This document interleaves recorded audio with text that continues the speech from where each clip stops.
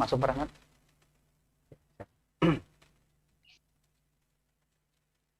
Bismillahirrahmanirrahim. Assalamualaikum warahmatullahi wabarakatuh. Waalaikumsalam warahmatullahi wabarakatuh. Alhamdulillahi rabbil alamin. Wabihi nasta'in ala umurid dunya waddin. Wassalatu wassalamu ala ashrafil anbiya'i wal mursalin. Sayyidina wa nabiyyina wa habibina wa maulana Muhammadin wa ala alihi wa sahbihi ajma'in, amma ba'd. Qawlu subhanaka la ilma lana illa ma 'allamtana innaka antal alimul hakim. Farabbi shrah li sadri wa yassir li amri wahlul 'uqdatam min lisani yafqahu qawli, amin ya rabbal alamin. Yang pertama dan yang paling utama, marilah kita panjatkan puja dan puji syukur kita kehadirat Ilahi Rabbi Allah Subhanahu wa taala. Karena atas berkat limpahan nikmat, karunia, inayah dan hidayahnya, sehingga alhamdulillah pada kesempatan di waktu yang berbahagia ini, di tempat yang insyaallah penuh barokah ini, kita bisa bersama-sama melaksanakan kewajiban kita selaku umat muslim ya, yang sedang kita jalankan sekarang, yaitu puasa Ramadan. Selain itu pula, dengan berbagai keibadah dan kewajiban-kewajiban yang lainnya seperti menuntut ilmu ataupun ibadah yang lainnya, baik yang sunnah ataupun yang wajibnya. Salawat beriring salam tetap tercurah limpahkan kehadiran baginda Nabi Agung, Nabi besar Muhammad sallallahu alaihi wasallam beserta seluruh keluarga dan sahabatnya, dan kita semuanya yang mudah-mudahan senantiasa digolongkan sebagai umat Nabi Muhammad sallallahu alaihi wasallam yang kelak akan mendapatkan syafaatul uzmanya di yaumil akhir nanti. Amin ya rabbal alamin. Hadirin wal hadirat rahimakumullah, kami ucapkan ahlan wa sahlan bihudurikum kepada seluruh ayah bunda. Selamat datang dan selamat bergabung pada acara kita atau pada acara kami, yaitu kajian Ramadan yang diselenggarakan oleh sekolah kita tercinta, yaitu SD Plus Darul Fudolah. Kami pun sangat mengharapkan kepada seluruh ayah bunda yang lainnya untuk bisa hadir dan bergabung untuk mengikuti acara yang sangat bermanfaat ini.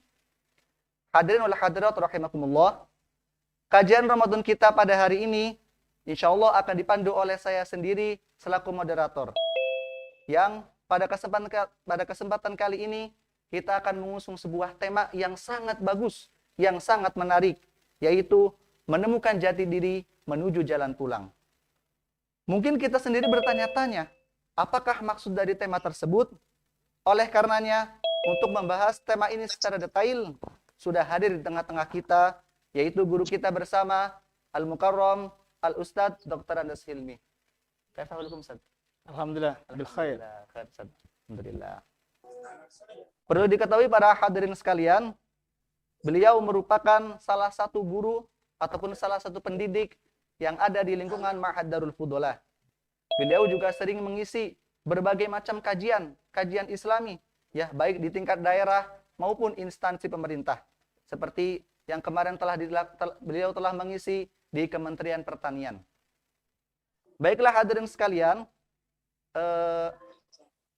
dari berbagai macam kajian yang saya ikuti dengan beliau, ya, baik secara live ataupun secara langsung, ya, ataupun secara media sosial, sepertinya beliau merupakan pelaku jalan suci, Ustaz. Yeah. Pelaku jalan sunyi, Ustaz. Keramaian itu nisbi. Keramaian itu nisbi. Dan kesunyian itu adalah kebenaran. Kebenaran, Masya Allah. Demikianlah beliau. Baiklah hadirin sekalian, untuk mempersingkat waktu, marilah kita simak dengan seksama penjelasan dari guru kita mengenai tema kita hari ini. Sebelumnya, kami ingatkan bagi yang sekiranya menemukan pertanyaan ataupun ingin bertanya di tengah penjelasan beliau, mohon untuk menuliskannya di kolom chat. Oleh karenanya, kepada beliau kami persilakan. Baik. Terima kasih Ustadz moderator yang telah memberikan pengantar dengan sangat bagus. Bismillahirrahmanirrahim. Assalamualaikum warahmatullahi wabarakatuh. Sebelum saya mulai, tadi disebut nama saya Hilmi. Sebetulnya saya sedang berusaha melupakan nama itu. Karena nama Hilmi itu di hadapan Allah nanti nggak laku. Yang laku adalah nama sejati kita. Dan itulah yang sedang saya cari. Dan mudah-mudahan lewat pertemuan ini, Bapak dan Ibu juga mulai mencari. Alhamdulillahirabbil alamin. Asyhadu an la ilaha illallah wa asyhadu anna Muhammadar Rasulullah. Allahumma fasalli wa sallim wa barik ala Sayyidina Muhammad wa ala alihi wa sahbihi ajma'in, amma ba'd. Hasbunallah wa ni'mal wakil, ni'mal maula wa ni'mal nasir, wa la hawla wa la quwata illa billahil alil azim. Cukuplah Allah sebagai penolong dan pelindung kita. Tidak ada daya dan kekuatan itu hanya milik Allah. Mudah-mudahan Allah memberikan kekuatan dan kesempatan kepada kita agar kita bisa menyaksikan bahwa sesungguhnya tidak Tuhan kecuali Allah, dan kita bisa menyaksikan bahwa sesungguhnya Muhammad adalah Rasul Allah. Bapak dan Ibu semua, menilik dari judul atau tema, atau kalau saya boleh memberikan satu kata sih, itu tesis ya. Tesis yang saya sampaikan pada hari ini adalah menemukan jati diri menuju jalan pulang. Dari tema itu atau tesis itu, mari kita uji. Sesungguhnya manusia itu apa sih? Apa komposisinya? Unsur-unsurnya apa? Unsur yang nisbi itu apa? Dan unsur yang kekal itu apa? Unsur yang akan hancur itu apa? Dan unsur yang akan abadi itu apa? Di dalam Al-Quran, jelas sekali tergambar bahwa manusia adalah antroposentris. Hampir kalau bisa dikatakan 80% Al-Quran itu adalah membahas manusia. Baru sisanya adalah membahas makhluk-makhluk Allah yang lainnya. Memang manusia itu istimewa? Iya. Manusia adalah makhluk yang sangat istimewa. Saya mencoba atau membedah tesis saya ini dengan menggunakan konsep Al-Quranul Karim. Ayo kita belajar tentang manusia dari sisi Al-Quran. Saya awali bahwa manusia itu mempunyai dua unsur. Ada unsur fisik yang akan hancur ini, sementara unsur fisik itu. Dan yang kedua adalah unsur rohani. Unsur yang permanen. Unsur yang tidak akan pernah kembali tapi terus berjalan. Raji'un kepada Allah. Saya awali dengan surat Al-Hijr. Surat 15 ayat 26. Allah berfirman, "Walaqad khalaqnal insana min salsalim min hama'im masnun." Dan sungguh kata Allah, kami telah menciptakan manusia, Adam dan seluruh anak keturunannya dari tanah liat kering dan lumpur hitam yang diberi bentuk. Ayat ini kalau kita baca dengan kerangka pikiran kita yang terbatas, sepertinya kok tidak ada side effect apa-apa terhadap penjelasan tentang manusia. Padahal ayat ini luar biasa. Penafsiran ayat ini atau tepatnya pentadaburan dari ayat ini justru saya peroleh informasinya dari anak saya yang kebetulan dia kuliah di bagian tanah. Kata anak saya, ayat ini harus dikaji dengan menggunakan ilmu fisika tanah. Jadi, kalau kita lihat di dalam ilmu fisika tanah, ada 3 jenis tanah. Yaitu pertama tanah pasir, kedua debu, dan kemudian tanah liat. Kalau pasir itu besarannya adalah 2,00 sampai dengan 0,20 mm, kecil sekali. Di atas pasir ada debu. Besarannya adalah 0,20 sampai dengan 0,02 mm. Dan yang paling kecil adalah tanah liat. Besarannya adalah 0,02 sampai dengan 0,002 mm. Kecil sekali. Tetapi justru tanah liat yang kecil ini, dia memiliki potensi yang luar biasa.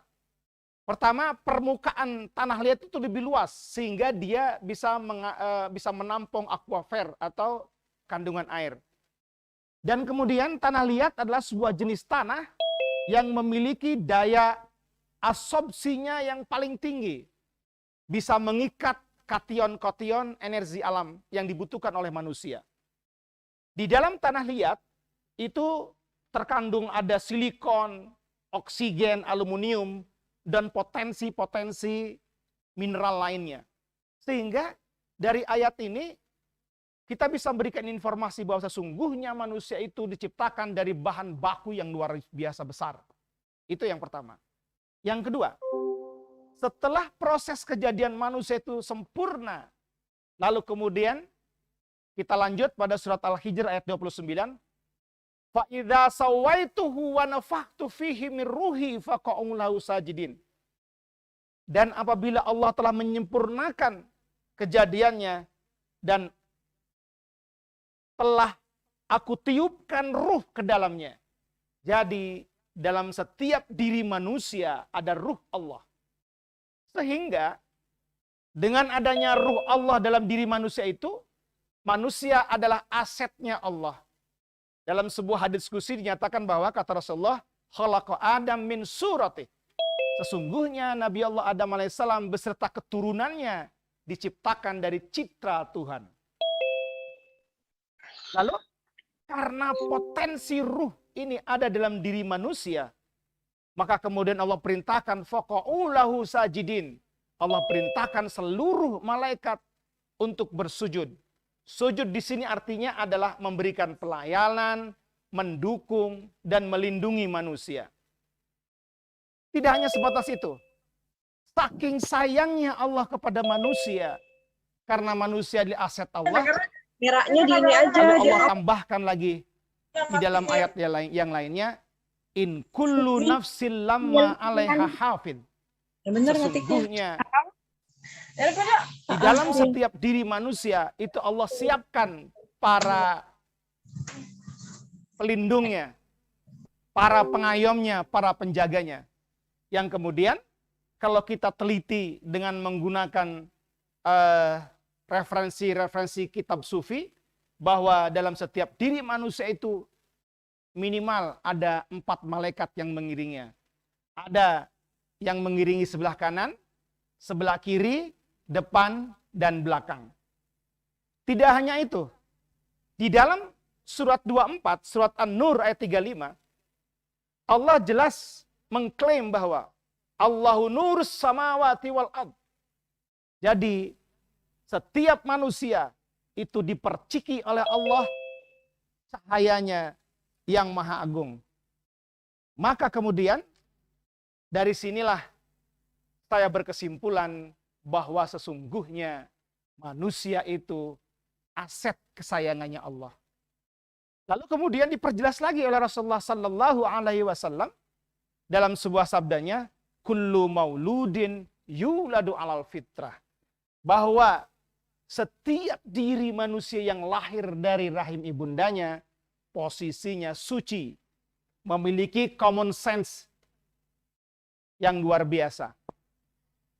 Tidak hanya itu, jelas dan gamblang di Al-Quran dinyatakan bahwa Allah telah menundukkan makhluk-makhluk Allah yang lainnya, tanam-tanaman, tumbuh-tumbuhan, biota tanah, biota air, binatang, dan seterusnya. Semuanya diperintahkan tunduk untuk melayani manusia. Nah, begitu dahsyatnya manusia itu. Lalu kemudian secara konklusif Allah nyatakan dalam surat At-Tin, laqad khalaqnal insana fi ahsani taqwim. Sungguh kata Allah telah jadikan manusia itu sebaik-baik ciptaan. Lalu kemudian kenapa manusia ini, makhluk suci ini kemudian dalam prosesnya terjadi kesalahan-kesalahan. Nah, disinilah di dalam surat Asy-Syams Allah berfirman, wa nafsi wa ma sawwaha fa alhamaha fujuraha wa taqwaha. Jadi basicnya manusia itu adalah kesucian karena dia asetnya Allah, tetapi kemudian Allah hiasi dia dengan dua kekuatan. Fa alhamaha fujuraha wa taqwaha. Allah siapkan hiasannya itu dua, yaitu apa? Potensi untuk membangkang dan potensi untuk takwa. Nah, kemudian bentuk sayangnya Allah kepada manusia adalah manusia diberikan kebebasan untuk memilih.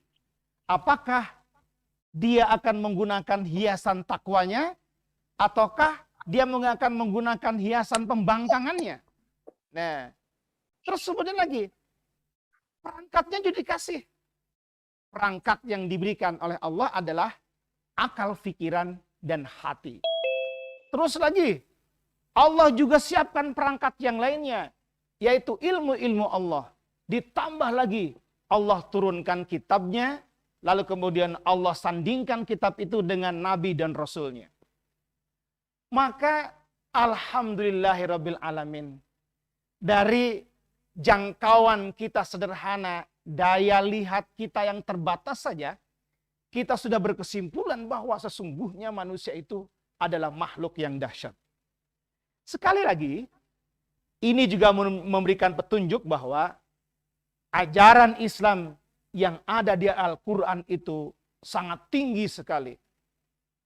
Tidak ada kitab di dunia ini yang melebihi ketinggian dan kedalaman Al-Quran. Maka kemudian, disinilah kalau saya melihat Al-Quran itu memiliki 3 fungsi. Fungsi pertama adalah Al-Quran is science. Quran adalah induk ilmu pengetahuan. Di dalam Al-Quran penuh sekali dengan abstraksi ilmu pengetahuan, di mana Al-Quran memberikan motivasi kepada manusia untuk menggali ilmu pengetahuan yang baru atau mengembangkan ilmu pengetahuan yang telah ada. Itu dahsyat sekali Al-Quran. Lalu kemudian yang kedua, Al-Quran is art. Al-Quran adalah seni. Tidak ada kitab di dunia ini yang melebihi keindahan dari tata letak kata, tata letak kalimat, tata letak surat, bahkan tata letak huruf seindah Al-Quran. Maka ketika seorang muslim dan mukmin membaca Al-Quran, jangankan dia faham dan mengerti arti dan maksudnya. Yang hanya mampu membaca saja, sudah mampu menangkap keindahan-keindahan Al-Quran. Jadi, secara eksterior, Quran itu indah. Apalagi interiornya. Ketika kita masuk ke dalam Al-Quran, kita akan menemukan kesyahduan-kesyahduannya. Fungsi ketiga dari Al-Quran adalah Quran is philosophy. Quran adalah padatan-padatan nilai. Padatan-padatan nilai yang kritis sekali. Di mana padatan-padatan nilai itu bisa jadikan pegangan untuk manusia sebagai solusi menghadapi kehidupannya. Maka, menurut saya, membahas manusia itu harus menggunakan Al-Quran. Ada sebuah ungkapan dari salah seorang ilmuwan dunia, Montgomery Watt, mengatakan bahwa tidak ada sebuah kitab di dunia ini melebihi indahnya, luasnya, dan responsifnya sebagaimana Al-Quran. Dulu bangsa Eropa itu sangat bangga dengan karya sastra yang dilahirkan oleh Dante, seorang sastrawan abad pertengahan yang dia menciptakan sebuah karya sastra berjudul Divine Comedian, komedi ilahiyah. Itu dibangga-banggakan. Tetapi setelah dibandingkan dengan Al-Quran, itu tidak seberapa. Jadi sekali lagi, untuk membahas tentang kesejatian diri manusia menuju jalan pulang, kerangka yang harus kita pakai adalah Al-Quran. Demikian Ustadz Fahmi. Saya lanjutkan ya. Oke. Jadi kembali kepada surat At-Tin tadi. Laqad khalaqnal insana fi ahsani taqwim. Tsumma radadnahu asfala safilin. Kemudian manusia itu tergelincir dalam posisi yang sehina-hinanya. Nah, inilah problem kita. Kita lahir dalam keadaan suci, perangkat kita suci, seluruh unsur-unsur dalam diri kita suci, kemudian kesucian ini kita kotori dengan sangat sengaja. Kenapa? Ketidakmampuan kita menghayati, mendalami, dan melihat kenyataan hidup. Contoh saja misalnya, satu ungkapan yang dikemukakan oleh Nabi Allah Adam alaihissalam. Ini sebagai rujukan kita. Apa doanya Nabi Allah Adam alaihissalam? Rabbana dzalamna anfusana wa illam taghfir lana wa tarhamna lanakunanna minal khasirin. Rabbana ya Allah dzalamna anfusana. Sesungguhnya aku telah mendolimi diriku sendiri. Ya. Wa illam taghfirana, kalau seandainya engkau tidak mengampuniku, lanakunanna minal khasirin, sungguh aku termasuk orang yang rugi. Nabi Allah Adam melakukan seperti itu, keturunannya sama seperti kita juga melakukan itu. Kita suci, kemudian kita mendolimi diri kita. Dengan berlangsungnya waktu, mata yang bersih bening jadi kotor dengan dosa, sehingga mata kita tidak mampu menangkap sinyal-sinyal ilahiyah. Bapak dan Ibu semua, para peserta Zoom pada hari ini, sesungguhnya Allah itu streaming setiap saat, tanpa hentinya.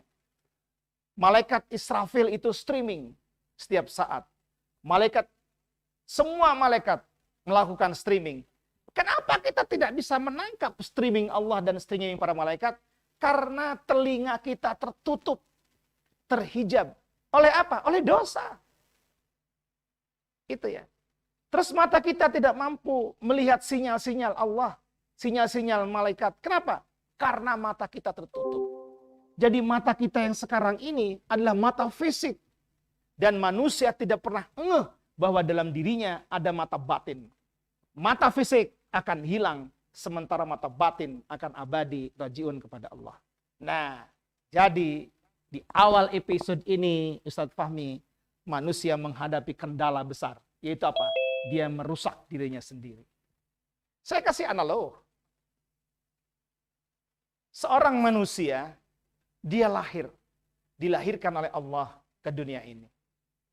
Tetapi kan semua manusia harus pulang. Pulang itu adalah sebuah keniscayaan. Dalam konsepnya itu, inna lillahi wa inna ilaihi raji'un. Tidak ada makhluk Allah yang nggak pulang. Semuanya pulang. Termasuk malaikat. Setan semuanya akan mengalami keberakhiran. Nah, gitu kan ya. Nah, begitu kita pulang di hadapan Allah, mungkin kalau saya pakai agak drama sedikit, begitu kita pulang, contoh misalnya saya lah. Saya wafat, lalu kemudian saya pulang ke Allah. Lalu saya ketuk pintu. Tok, tok, tok, tok, tok. Assalamualaikum. Yang di dalam, Allah menjawab, Waalaikumsalam warahmatullahi wabarakatuh. Ini analog loh ya. Ini analog loh ya. Lalu kemudian Allah bertanya, siapa engkau? Lalu aku jawab, ya Allah, aku adalah hamba-Mu yang ingin pulang kepadamu. Allah tanya, namamu siapa? Namaku Hilmi ya Allah. Lalu Allah merespon, aku tidak pernah menciptakan seorang hamba yang bernama Hilmi. Lalu aku bingung. Kalau begitu ya Allah, nama aku siapa? Lalu dijawab, kenapa engkau tidak pernah mencari namamu ketika engkau berhadapan dengan aku? Satu kesalahan telah aku buat. Di dunia, aku tidak pernah ngeh untuk mencari nama sejatiku. Lalu kemudian Allah ngintip saya. Aku dulu melahirkan yang nama dunianya Hilmi, dalam keadaan suci, begitu pulang kepadaku, kok dalam keadaan kotor begitu. Matanya kotor, telinganya kotor, hidungnya kotor, mulutnya apalagi kotor, tangannya kotor, kakinya kotor, tubuh lahirnya kotor, batin juga kotor. Lalu kemudian Allah merespon, sekali lagi loh ya Bu, ini analog loh ya, ini sebuah cerita rekaan saya agar mudah dipahami. Kenapa engkau kotor? Baru itulah kemudian saya lihat, saya tatap diri saya. Ya Allah, ternyata saat aku pulang kepadamu yang maha suci, aku dalam keadaan kotor. Disitulah saya menangis terseduh-seduh, ya Allah. Bagaimana ini saya bisa pulang kepadamu? Ternyata memang saya kotor, ya Allah. Lalu akhirnya kata Allah, ya sudah, sana kau mandi-mandi dulu. Di mana mandi-mandinya Bapak dan Ibu? Saya harus mandi di neraka. Di brainstorming oleh Allah. Dicuci oleh Allah. Direndam oleh Allah. Dengan kisaran waktu yang sangat tak terkira dan panjang. Sampai kemudian saya menemukan kembali kebersihan saya. Pertanyaannya adalah, kita harus mandi di mana? Apakah kita harus cuci-cuci mandinya nanti ketika kita akan berhadapan dengan Allah? Atau ketika sekarang kita masih hidup? Saya ajukan dua pilihan jawaban. Kalau seandainya jawabannya adalah, antara ajalah mandinya lah, nikmatilah. Akan menerima dan mengalami penderitaan pedih dan panjang. Penderitaan yang akan kita alami kalau seandainya kita tidak pernah mencari kesejatian diri, tidak pernah mencari nama diri kita yang sejati adalah pada saat sakaratul maut. Kita belajar dari kematian. Kadzal mautu mau'izatul hasanah. Mau'izah ya? Apa hadisnya itu? Kafabil mauti. Kafabil mauti mau'izatun. Kafabil mauti mau'izatun. Terima kasih Ustaz Tufan.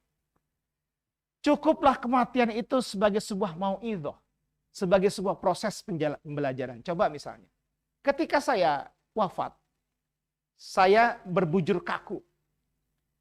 Lalu apakah tetangga saya, istri saya, anak-anak saya memanggil saya Ayah Hilmi? Enggak kan?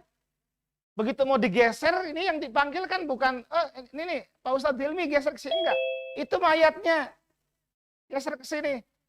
Jadi nama Hilmi udah nggak laku. Di situ aja nama kita udah nggak laku. Gitu ya. Apalagi gelar-gelarnya. Ya, ilmu-ilmunya sejunjung langit. Orang punya ilmu ketika berhadapan dengan Allah nggak laku. Apalagi harta, apalagi jabatan. Nggak laku. Yang laku adalah amal soleh dan kesejatian diri kita. Yang pertama. Sakaratul maut akan mengalami sebuah proses pedih. Tak terkira dan panjang sekali. Kenapa? Karena begitu ruh sang sejati diri kita ingin pulang kepada Allah, sudah terjadi dua kontroversi. Yang pertama, malaikat Israel segera melaksanakan tugasnya bahwa Fulan bin Fulan ini jatah tanahnya, jatah airnya, jatah anginnya, jatah apinya sudah tidak ada. Dan sudah ada dalam buku catatannya bahwa manusia yang bernama Hilmi ini sudah ending, sudah habis. Satu sisi. Dan malaikat Israel harus segera mengambil sejati diri saya dari raga saya. Tetapi diri saya, itu kotor luar biasa. Dan diri saya yang asli tahu kemana saya akan pulang. Dan bagaimana kondisi diri lahir saya ini. Disitulah saya takut pulang kepada Allah, saya takut menerima risikonya. Akhirnya diri sejati saya memegang teguh si diri lahir ini. Enggak, saya nggak mau pulang.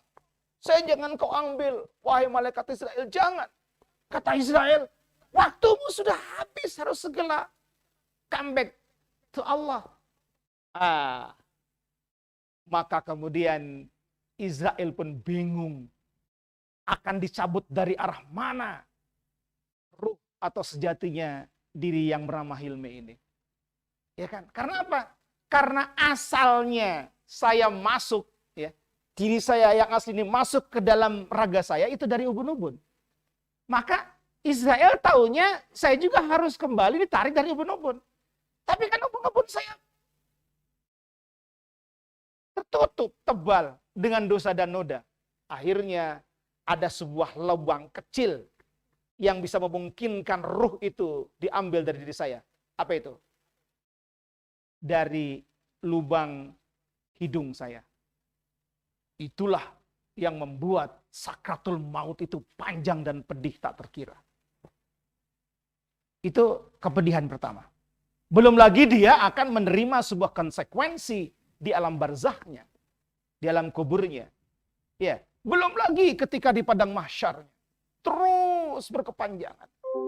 Maka agar penderitaan berkepanjangan itu tidak kita alami, harus kita melakukan counter value a negative power. Kita harus melawan nilai-nilai hitam yang ada dalam diri saya. Dengan cara apa? Ayo sama-sama kita temukan sejati diri kita. Kita bersih-bersih diri lahir kita ini agar diri batin kita bersih. Seandainya si diri batin kita ini bersih, maka pulang pun akan gampang. Bahkan kita tahu arah pulang kita harus kemana. Kan begitu. Bahkan diceritakan oleh Rasulullah SAW bagaimana proses indahnya menjelang sakratul maut, yaitu sakratul maut gayanya Nabi Allah Ibrahim alaihissalam. Begitu Israel datang, kan proses tawar. Sesungguhnya Israel mencabut nyawa manusia itu tidak sembrono. Ono anggah unggu, ana anggah unggu, Orang sak cabut-cabutin, tidak akan permisi. Itu bagi orang-orang yang telah menemukan kesejatian diri dan menemukan nama dirinya yang sejati. Nah, kan gitu kan indah. Kalau seandainya semasa kita masih hidup, kita berusaha seoptimal mungkin untuk mencari kesejatian diri kita, untuk mencari nama asli kita. Sehingga kondisi yang terjadi adalah ruh diri kita ini, sejati diri kita ini mulai memisahkan dari kerangka lahirnya. Dan kemudian saya analogikan, sang pintu ruh ini terbuka lebar. Ya kan? Sehingga begitu Israel datang, mencabut, kan enak gitu. Lubang sudah tersedia, luas pula lubangnya, dan Israel juga nggak sembrono nyabutnya, pelan-pelan dia. Kan gitu kan, indah itu. Itu yang dikehendaki oleh Allah. Lalu, apa perangkat usaha yang harus kita lakukan agar kita menemukan kesejatian diri? Singkat cerita. Yaitu kita bisa lihat dalam surat Hud ayat 3. Ya, surat Hud ayat 3. A'udzubillahi minasyaitonirrajim. Bismillahirrahmanirrahim. Wa anistaghfiru rabbakum tsumma tubu ilaihi. Yumatti'kum mata'an hasanan ila ajalin musamma. Wa yu'ti kulladzi fadlin fadlah. Wa in tawallaw fa inni akhafu 'alaikum 'adzaba yaumin kabir. Dan hendaklah kau mohon ampun kepada Tuhanmu dan bertobatlah kepadanya. Niscaya Dia akan memberi kenikmatan yang baik kepadamu sampai waktu yang telah ditentukan. Dan Dia akan memberikan karunia-Nya kepada setiap orang yang berbuat baik. Dan jika kamu berpaling, maka sungguh aku takut kamu akan ditimpa azab pada hari yang besar. Saya pikir satu ayat ini telah memberikan sebuah jawaban kepada kita. Sesungguhnya kita ini akan kemana dan bagaimana. Maka kemudian konsep manajemen hidup yang dicantumkan dalam Al-Quran adalah di surat Al-Hasyr ayat 18. Wal tanzur nafsum ma qaddamat lighad. Hendaklah setiap diri itu, setiap jiwa itu memperhatikan apa yang dilakukannya untuk esok hari. Kan gitu. Gitu loh. Nah, ayat itu diawali ya ayyuhalladzina amanu taqullah wal tanzur nafsum ma qaddamat lighad wattaqullah innallaha khabirum bima ta'malun. Itu kan konsep manajemen kehidupan. Menata kehidupan. Ya kan gitu. Itu dahsyat Al-Qur'an itu. Gitu. Sangat dahsyat Al-Qur'an itu. Luar biasa. Kemudian kalau kita lihat di karyanya Dante itu kembali kepada yang saya bukan tadi, Dante itu di dalam karyanya Divine Comedian dengan secara malu-malu Dante menulis bahwa sesungguhnya sosok Muhammad ini adalah sosok solusi bagi kehidupan manusia. Kan gitu kan? Nah, kembali. Jadi begitulah kira-kira. Pertama adalah kita beristighfar. Hanya itu. Dan itu memang dianjurkan oleh Allah. Fastaghfiru wa inistaghfir rabbakum tsumma tubu ilallah. Ayo lo kita beristighfar kepada Allah. Itu. Apakah Allah akan mengampuni? Pasti. Sebesar apapun dosa yang mengotori diri kita, Allah pasti mengampuni. Karena di atas semua itu Allah mempunyai sifat Rahman dan Rahim. Kasih dan sayang. Sekali lagi, manusia adalah aset Allah. Saya punya pengalaman, Ustaz Fahmi, mengenai roh ini. Tesa ini pernah saya uji di stasiun Depok Lama. Jadi ceritanya, saya punya teman akrab, itu profesinya dia sebagai kepala copet antara Depok Lama dan Depok Baru. Dan itu teman akrab saya itu. Teman akrab saya, tempat saya sharing. Beberapa pekan menjelang kematiannya, saya berkunjung. Tiba-tiba saya pengen berkunjung ke teman saya, sahabat saya ini. Lalu di ujung peron dia sedang menyendiri dan wajahnya, raut wajahnya gelisah. Saya tanya, Bang, hari sore ini kok kelihatan gelisah banget, ada apa? Apa jawabnya? Yang membuat saya terkaget-kaget. Dan benar tesa saya tentang ruh. Dia bilang gini, Masya Allah Mas, sampai sore ini Allah belum memberikan rezeki ke saya. Lalu kaget saya, di tengah kaget itu saya tanya, Mas, rezeki apa yang Allah berikan kepada sampean? Ya lewat nyopet. Coba. Manusia nggak tahu ibadah yang kegiatannya hanya dosa dan noda itu, dalam kondisi tertentu dia sadar tentang Allah. Dan ini kan di dalam dirinya. Kan gitu ya. Jadi sesungguhnya banyak cara Allah menunjukkan kasih sayangnya. Contoh lainnya. Ada seorang penjahat yang mengalami sakit. Ada seorang tokoh lah ya. Kebetulan tokoh ini tokoh komunis nih. Menjelang kematiannya, menderita sekali dia. Wispolah penderitaannya si tokoh komunis ini. Lalu, apa yang dikatakan dia kepada anaknya? Nah, kapan-kapan kalau bapakmu mati, gitu, segera kamu mengunjungi ulama ini. Mohonkan si ulama itu meminta ampun kepada Allah untuk bapakmu ini. Ya, begitu. Jadi sesungguhnya penderitaan yang kita alami itu adalah bentuk kasih sayang Allah. Kita mengembara di sekian jalan kehidupan, diri kita penuh dengan dosa dan noda. Apa Allah benci? Tidak, Allah sayang. Bagaimana caranya Allah menyayangi manusia ini? Dipentokkanlah si hamba ini dengan sebuah problematika. Dia jalan ke pentok, ceder dengan sebuah permasalahan. Dan yang diingat pasti adalah Allah. Ya kan?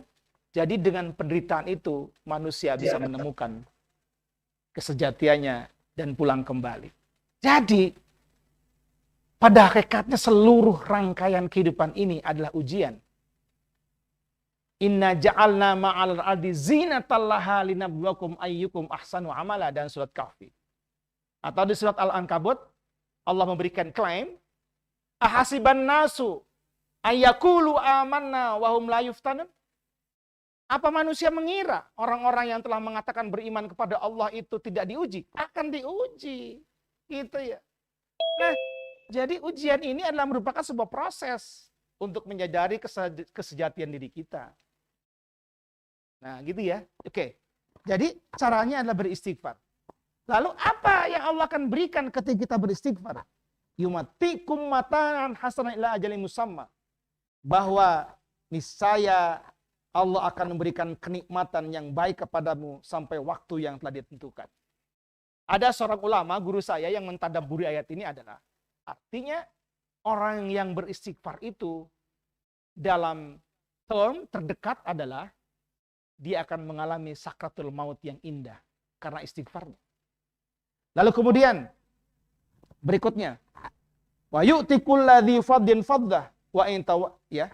Wa yu'ti kulladzi fadlin fadlah.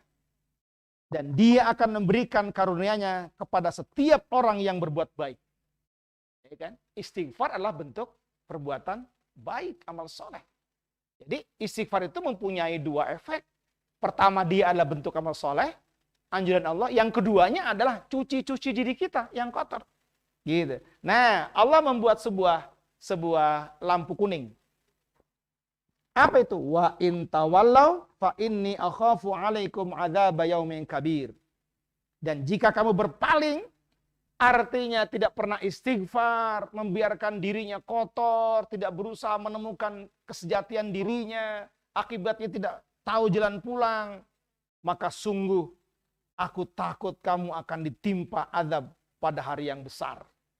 Nah, kan gitu kan dicatat. Jadi, salah satu cara agar kita bisa menemukan kesejatian diri adalah beristighfar kepada Allah Subhanahu wa taala.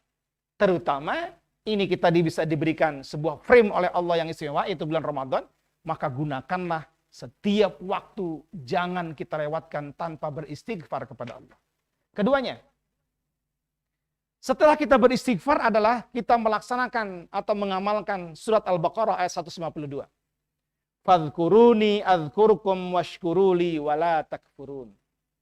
Ya, salah satu bagian penjelasan tadabbur dari guru saya adalah artinya kita harus berzikir kepada Allah. Ya, zikir hati, zikir lisan, zikir hati, zikir dengan menggunakan afal perbuatan. Kan gitu ya. Itu ketika kita melakukan amal soleh, membantu, itu kan zikir. Contoh soal misalnya, Bapak dan Ibu semua, anaknya kan sekolah di Darul Fudola. Pengen nggak Bapak Ibu aktivitas anaknya di Darul Fudola ini semuanya dalam rangkaian ibadah? Dalam rangkaian beristighfar dan dalam rangkaian berzikir? Bisa. Langkah pertama adalah ketika Bapak Ibu semua membayar SPP, itu dirubah nawaitunya. Nawaitunya adalah sebagai sebuah sedekah, kan gitu ya. Itu baik. Ya Allah, ini aku bayar sedekah. Berapa nih SPP di SD ini berapa? Berapa SPP-nya? 200? 200? Ya sekitar segitu ya. Atau 220, 205 ya. Nah, kita rubah ini bukan kewajiban, bukan. Ya Allah, ini sedekah. Kan gitu ya, sedekah untuk Darul Fudola, untuk memberikan kesejahteraan kepada guru-guru Darul Fudola, gitu ya. Untuk mahal Darul Fudola, kan gitu. Sehingga begitu Bapak bayar ini langsung kontan cash Allah memberikan pahala kepada kita, kan gitu. Nah, ini kan ide. Terus kemudian lagi ibu datang untuk mengunjungi sekolah ya, berdialog dengan wali kelasnya. Lalu ingat, ya Allah, wali kelas ini sekian bulan memberikan arahan dan bimbingan kepada saya. Yang sesungguhnya ini bukan tugas dia tapi tugas saya. Lalu sebagai ungkapan terima kasihnya, ya umpama misalnya ya, Bapak Ibu semua membawa kado untuk wali kelas, itu kan juga bentuk zikir dengan hafal gitu ya. Gitu. Ini zikir di masjid ribuan kali tapi pelit diminta ampun, bukan zikir itu namanya. Gitu ya. Jadi zikir adalah all activity to back Allah. Semua aktivitas dalam rangka kembali kepada Allah itu sudah sebuah zikir. Nah, tentu diawali dengan zikir lisan juga. Ya, terserah ibu sukanya zikir apa. Rasulullah mengajarkan afdhalul dzikri fa'lam annahu la ilaha illallah. Coba ibu praktekkan. Ya, mumpung ini bulan Ramadan di tengah malam di rumah yang sunyi, sepi, matikan semua lampu ya. Sunyi. Kemudian angkat kata dengan istighfar, astagfirullahaladzim. Nah, tapi istighfarnya jangan ngamuk. Istighfarnya ya penuh peresapan. Jangan astagfirullahaladzim, astagfirullahaladzim, astagfirullah. Jangan. Tapi dengan perusahaan astagfirullah, hal azim ya Allah. Semula tangan saya, kaki saya ini bersih, tangan saya bersih, mata saya bersih ya Allah. Tetapi sekarang mata saya kotor, tangan kotor, kaki kotor. Maka ampuni ya Allah kekotoran-kekotoran ini, kan gitu kan. Dengan sendirinya Allah turunkan hidayah berupa apa? Berupa ingatan-ingatan kesalahan dan dosa kita. Kan keren itu, kita dikasih ingatan kepada Allah saat kita masih hidup. Daripada sakratul maut kita diingetin dosa sama Allah, kan ruwet terusannya. Begitu ruh kita mau lepas dari jasad, di saat menderita Allah perlihatkan dosa-dosa kita. Iya, dosanya ini. Sudah takut kembali kepada Allah, dibebani kesalahan, diperlihatkan pula kesalahannya. Kan repot. Mendingan kita sekarang, insya Allah, ketika kita istighfar dengan penuh penyesalan di hadapan Allah, dengan penuh kesungguhan di malam sunyi dalam keadaan suci lahir, suci batin, Allah akan perlihatkan kepada kita ingatan-ingatan kesalahan kita. Ya kan? Ingat salah ini. Oh ya Allah, aku telah melakukan ini dosa ya Allah. Ampuni ya Allah, kan gitu kan? Nah, gitu ya. Terus setelah itu baru berzikir. Afdalul dzikri fa'lam annahu la ilaha illallah haqqal ma'bud. La ilaha illallah haqqal mawjud. La ilaha illallah Muhammad Rasulullah sallallahu alaihi wasallam.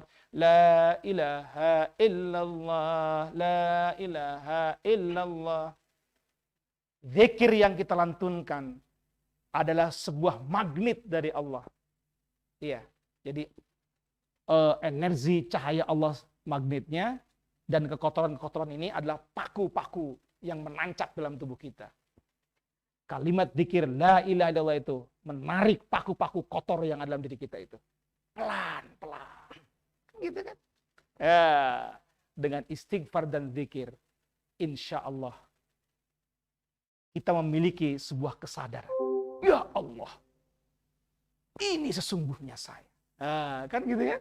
Bahkan pada level tertentu, Ustaz Fahmi, kita bisa saling berpandang-pandangan loh dengan diri. Oh, ini bukan cerita klinik, ini bukan. Benar-benar ini. Kita bisa berpandang-pandangan dengan diri kita yang asli. Iya gitu. Aku saling berpandang-pandangan dengan diriku yang akan pulang. Wah, diriku sejati yang akan pulang menatapku dengan penuh senyum terhadap diriku yang lahir. Dan diriku yang lahir berkata, oh, engkaulah sejatiku yang akan pulang. Jawab diri batin, iya, aku yang akan pulang. Nah, itu kan indah. Sehingga kalau udah begitu ya udah, kita tahu jalan pulang menuju Allah lewat mana. Ya kan? Nah, gitu dia. Jadi sesungguhnya proses kehidupan manusia yang dijalani dalam kehidupan ini adalah proses menemukan kesejatian. Saya tutup penjelasan saya ini dengan sebuah syair yang sangat indah dan sangat dalam maknanya, karya dari Sunan Kalijogo. Turi-turi putih, tinandur nang kebon agung. Celeret tiba nyemplung, gemelundung kembangi opo. Mbok kiro kembangi opo. Turi-turi putih, tinandur nang kebon agung. Turi-turi putih, tinandur nang kebon agung. Celeret tiba nyemplung gemelundung kembange opo. Mbok kira kembange opo. All the human, semua manusia adalah turi. Turi itu singkatan dari tutur nang buri, cerita di belakang. Sehebat apapun seorang manusia, sedikjaya apapun seorang manusia, sealim, sesoleh apapun seorang manusia, pada akhirnya adalah cerita di belakang. Yang mereka ini akan ditanam di sebuah kebun agung di alam barzah. Kan gitu dah. Jeleret tibo nyemplung gemelundung kembangi opo. Hidup ini kan hanya sak jeleretan.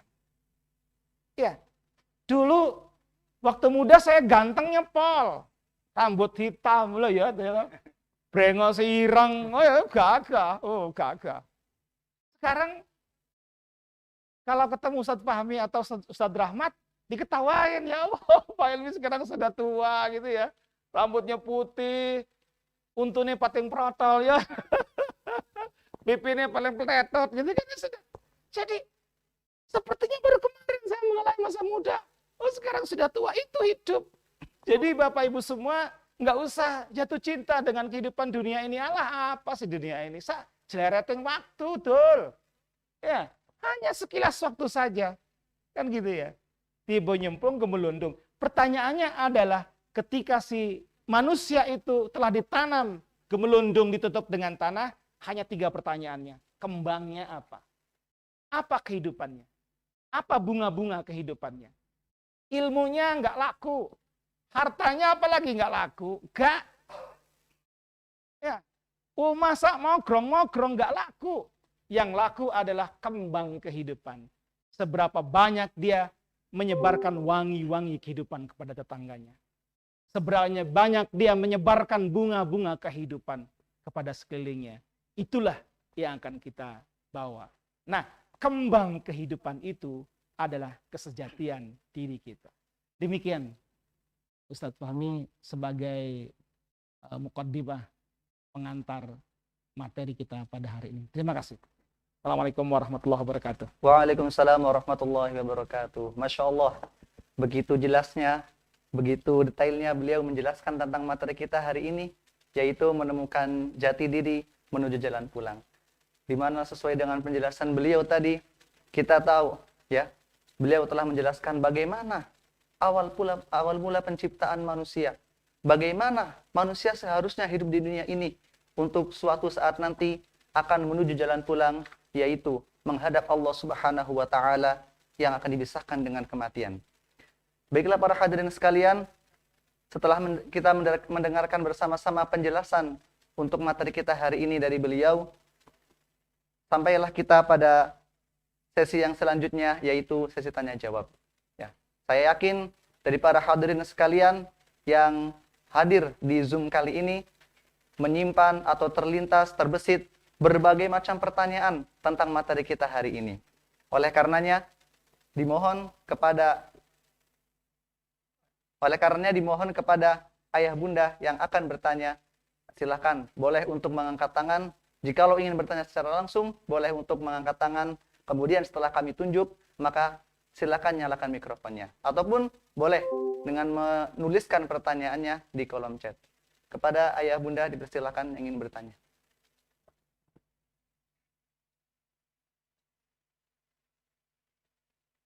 Saya stressing ya, Ustadz Fahmi, mengenai Al-Quran tadi, sebagai sebuah konsep kehidupan ya. Saya ambil contoh, sambil kita menunggu pertanyaan ya. Operator mohon, kalau ada pertanyaan, langsung saya langsung di-cut ya. Oke. Sudah ada yang masuk? Belum? Ya, oke. Jadi gini, dunia ini mengalami kegelapan hampir kurang lebih 15 abad. Kegelapan dari segi sains. Contoh soal saja misalnya. Tentang kalimat Alhamdulillahirabbil alamin. Segala puji bagi Allah, Tuhan semesta alam. Ya. Tuhan dan semesta alam. Lalu kemudian, begitu ayat ini sampai ke Bizantium, masuk ke tataran Eropa, semua orang Eropa terperangah, kaget gitu loh. Oh ini rupanya konsep Tuhan yang dulu digagas oleh Aristoteles. Gitu loh. Aristoteles adalah seorang filosof Yunani yang hidup sekitar abad 5 sebelum Masehi. Berarti 500 sebelum Masehi dia hidupnya. Nah, Aristoteles ini mengungkapkan konsep namanya the Moves. Moves ya. Moves. Moves ini adalah penggerak utama yang tak digerakkan, gitu. Kata Aristoteles. Nah itu bangsa Eropa gelap itu maksudnya apa ini? Penggerak utama yang tak digerakkan. Oke, gitu ya. Gitu. Ada pertanyaan sudah? Sudah deh. Ada masuk ya. Ya. Ini sebenarnya pertanyaan dari saya sendiri. Oh iya, nah saya jelas sedikit lagi tadi ya. Boleh. Jadi penggerak utama yang tak digerakkan. Siapa itu ketemu? Adalah Allah gitu loh. Gitu. Jadi Al-Quran ini konsep bener nggak ada ngelawan. Maka ibu bapak semua rugi kalau nggak baca Al-Quran, rugi. Apalagi di dalam bulan Ramadan ini, rugi sama sekali. Karena apa? Karena tidak mengalami masa menikmati keindahan konsep Tuhan. Gitu. Nah, gitu ya. Oke, itu kira-kira ya. Jadi itu menunjukkan bahwa Al-Quran ini memang nggak ada yang ngelawan lah. Dari segi seninya, dari segi pengetahuannya, dari segi filosofinya. Oke, ada pertanyaan dari Ustaz Fahmi ya? Ya, Ustaz. Ya, ini setelah saya tadi menyimak ya daripada materi ataupun yang tadi dijelaskan oleh guru kita ini, ya sebenarnya dari saya sendiri pun muncul banyak sekali pertanyaan, Ustaz. Dari apa yang antum sampaikan tadi. Satu yang mungkin akan saya tanyakan di sini, Ustaz, ya. Tadi antum sudah menjelaskan bahwasanya manusia itu ada dua komponen, ada dua unsur, yaitu unsur yang fana atau yang akan hancur, kemudian unsur yang bako ataupun yang abadi. Nah, berarti sebenarnya diri kita sekarang bukan yang asli, Ustaz? Bukan. Jadi kita ini sekarang kan yang palsu ini. Jadi ketika manusia hidup dia memuja dunia, berarti dia memuja kepalsuan. Iya, dia bangga dengan dirinya, gitu kan ya. Sebagai bintang film cantik dikemas bahkan diasuransikan gitu fisiknya, dia memuja kepalsuan. Tetapi seorang yang dia dunia sih oke-oke saja, tapi tidak jatuh cinta. Dijalani sebagai sebuah kebutuhan biasa. Dia lebih bergerak untuk kesejatian dirinya, berarti itu adalah manusia abadi. Nah, gitu ya. Terus saya jelaskan sedikit lagi deh. Gini. Saya pakai konsep Allah. Jadi ibu bapak semua, setelah saya pelajari, saya renungkan, saya menjelajah dari satu guru lain ke guru satu ke guru yang lainnya. Guru-guru yang saya cari adalah guru-guru yang intens terlibat dalam kesunyian, gitu ya. Guru-guru yang lebih banyak melakukan proses perenungan, begitu. Ternyata saya bisa menemukan. Alhamdulillah saya menemukan sebagaimana yang ditemukan oleh guru-guru saya bahwa di dalam diri manusia ini ada 4 konsep, pada 4 unsur, 4 anasir. Ada anasir air, ada anasir tanah, ada anasir angin dan anasir api. Itulah diri kita. Nah, keempat-empatnya ini sementara, gitu. Iya, kesementaraan. Nah, yang keabadian apa? Yang keabadian ya diri yang rohani itu. Nah, gitu ya, gitu kira-kira ya. Gitu. Ya, mungkin satu lagi nih, Ustaz. Mungkin dari saya ya. Kalau memang diri kita sekarang itu bukan yang asli, berarti kira-kira ya unsur apakah atau manakah yang nanti akan pulang menghadap Allah Subhanahu wa taala? Diri kita yang asli. Yang roh itu. Yang roh itu. Yang dulu. Jasad ini tidak. Jasad mah akan habis, Ustaz. Akan habis jasad mah. Tadi sudah saya berikan gambaran dengan contoh diri saya kan gitu ya. Waktu muda kan ya lumayan lah. Gitu ya, lumayan ganteng kan gitu kan ya. Gitu. Tapi sekarang begini. Ada nggak usaha-usaha yang bersifat medis mengembalikan diri saya muda? Enggak ada. Enggak ada. Nah, itu ya, itu yang hancur. Yang akan kembali yang diri kita yang asli. Itu yang sedang kita cari, yang harus kita cari, gitu loh. Nah, itulah yang akan rojiun kepada Allah. Gitu ya. Oke, begitu. Baik, yang selanjutnya Ustadz, ini ada sebuah pertanyaan yang masuk di link YouTube kita ya, di kolom YouTube kita. Assalamualaikum warahmatullahi wabarakatuh.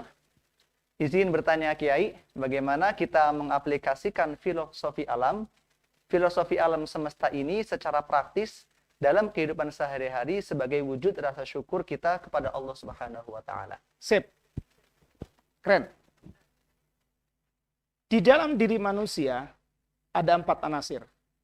Sebagai turunan dari 4 anasir yang pertama. Jadi anasir yang pertama adalah tanah, air, angin, api. Oke? Nah, semua anasir yang keempat ini, anasir alam ini, membutuhkan tentu tanah. Agar si tanah kita ini hidup. Membutuhkan unsur air. Ya kan? Agar kita bisa hidup. Jangan sampai unsur airnya hilang, mengalami dehidrasi. Kan gitu kan? Nah, Bagaimana wujudnya? Yang sangat praktis adalah kita bersedekah. Gitulah. Maka di Al-Quran diberikan konsep bahwa sesungguhnya orang bersedekah, beristighfar itu bukan hanya dia beristighfar, hanya beristighfar pada Allah, beristighfar dibarengi dengan amal soleh. Gitu loh. Wih, keren ini pernyataan ibu ini. Bener itu. Jadi, proses istighfar kepada Allah itu diaplikasikan dalam dunia nyata. Nah, itulah Islam. Itulah Islam. Jadi, itulah terkategori sebagai zikir af'al ya, zikir perbuatan gitu ya. Gitu. Nah, itu Bu, aplikasinya begitu. Lunakkan hati kita untuk memiliki sifat atau sikap sensitif terhadap orang lain. Dan ini diajarkan kok di dalam Al-Qur'an. Cuman kita saja kadang-kadang nggak ngeh ya. Ini maaf loh ya. Makanya kemudian gini loh, Ibu khusus yang bertanya di YouTube ini. Dari Bapak Danajaya, Ustaz. Dari Bapak? Bapak Danajaya tadi. Bapak Danajaya? Benar. Jadi gini. Ini mohon maaf loh, nyun ngapunten. Jadi gini, level kita berinteraksi dengan Quran kita naikkan sedikit. Kalau dulu misalnya kita baca Quran, baca saja, misalnya gini, surat apa? Ali Imran misalnya, ya baca 5 ayat. Alif Lam Mim sampai ayat ke-5 misalnya. Terusin. Nah, sekarang kita rubah cara bacanya. Membaca Al-Qur'an dan baca terjemahannya. Ya karena kan kita nggak paham bahasa Quran ya. Gitu kan. Kita baca terjemahannya. Sehingga benar-benar berfungsi Al-Qur'an ini sebagai hudal linnas, petunjuk. Lah bagaimana kita tahu Quran petunjuk? Kita nggak paham artinya. Nah, jadi kebiasaan saya di keluarga saya adalah kalau baca Quran itu ada Qur'annya, teks Arab Qur'annya dan ada terjemahannya, gitu. Baca 5 ayat, baca artinya, sehingga paham gitu loh, sehingga paham. Nah, itu diantaranya cara kita memahami konsep Quran. Dan yang ditanyakan oleh Bapak tadi adalah benar-benar konsep Quran. Manusia, dalam diri manusia ada unsur alam, dan ketika kita support unsur alam orang itu, sama artinya kita sedang melakukan syukur bahwa diri kita hidup juga harus menghidupi orang lain. Gitu kira-kira. Oke. Itu Bapak ya. Masya Allah, demikian jawabannya untuk Bapak Danajaya yang tadi bertanya ya melalui kolom YouTube. Baik, yang selanjutnya kami persilahkan kepada ayah bunda ataupun hadirin yang join atau yang gabung pada Zoom kali ini untuk bertanya. Boleh secara langsung dengan langsung menyalakan mikrofonnya ataupun boleh silakan menuliskan pertanyaannya di kolom chat. Silakan.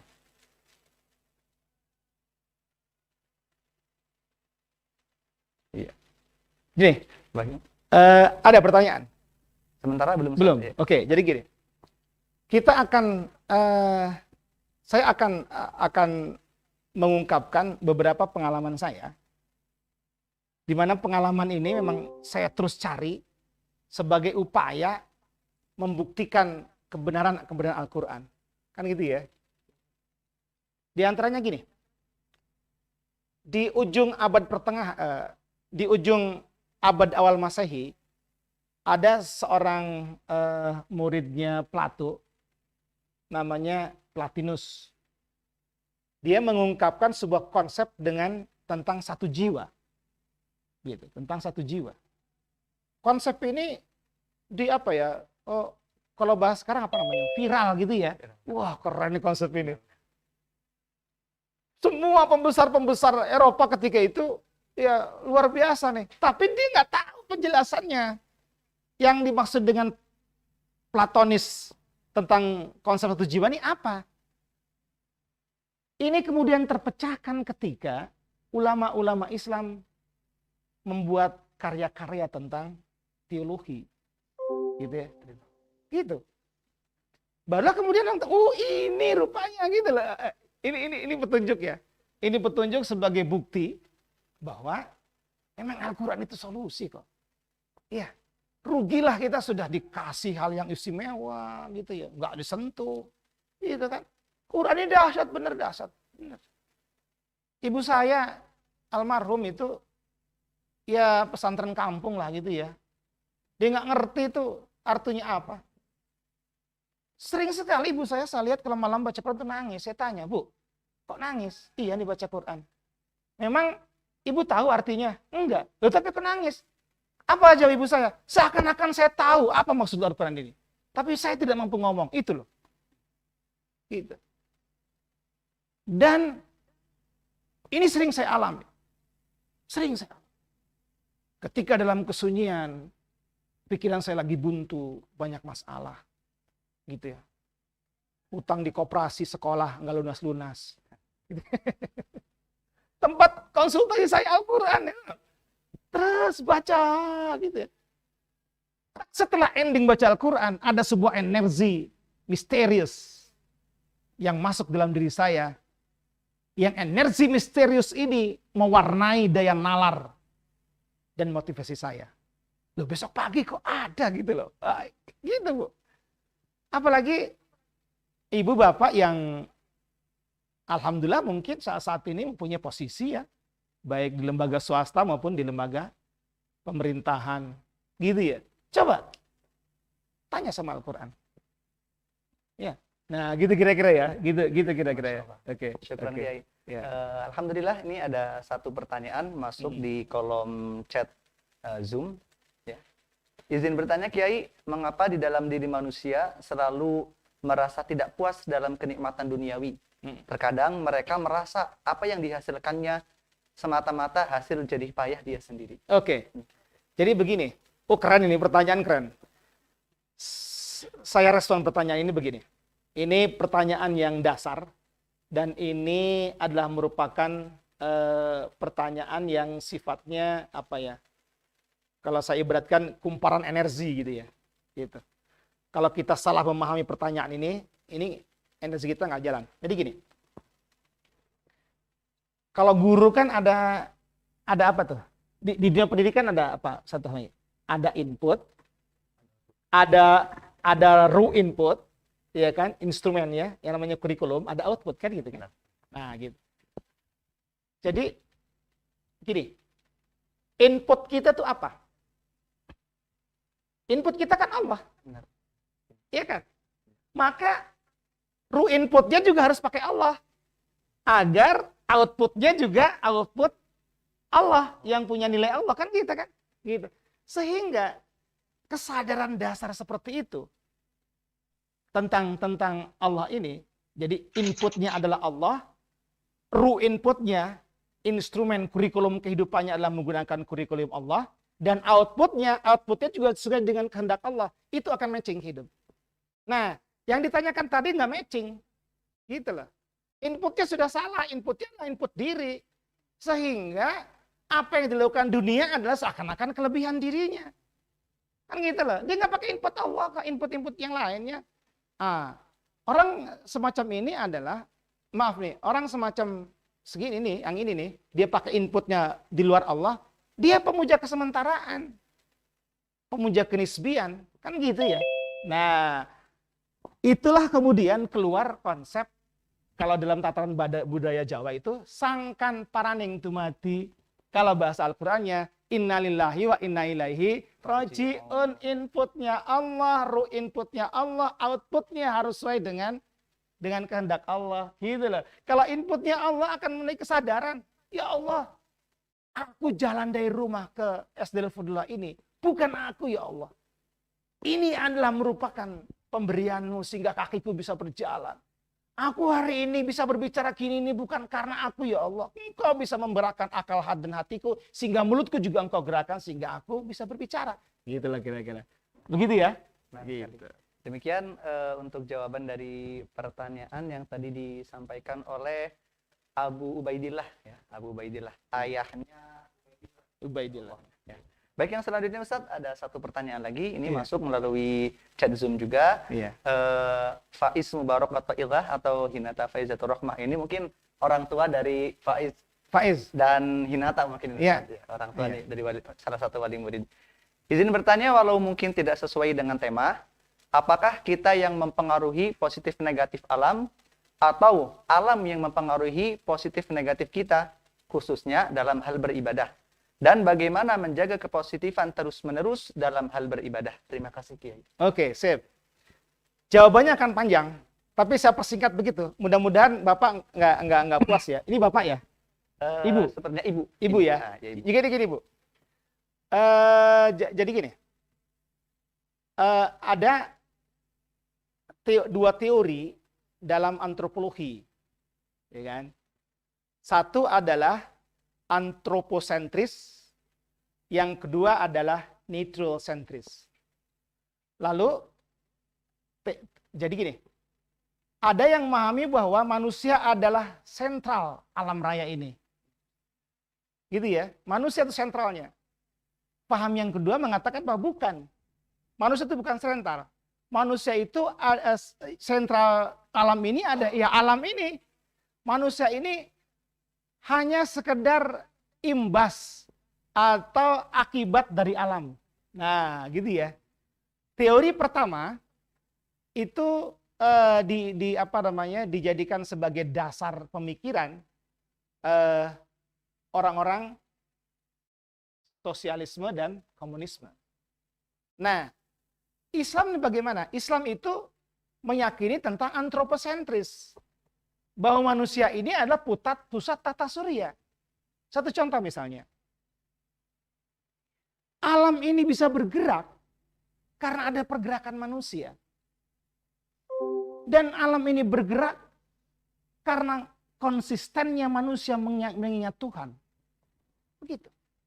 Itu. Dan itu ada orang yang mengadakan penelitian ini. Jadi alam ini bergerak karena seberapa intens manusia dekat dengan the Morphos, gitu ya, dengan penggerak yang tak digerakkan ini atau energi absolut ini, gitu loh Bu, gitu. Alam ini bergerak karena manusia. Manusia melakukan hal positif, alam pun akan positif, gitu.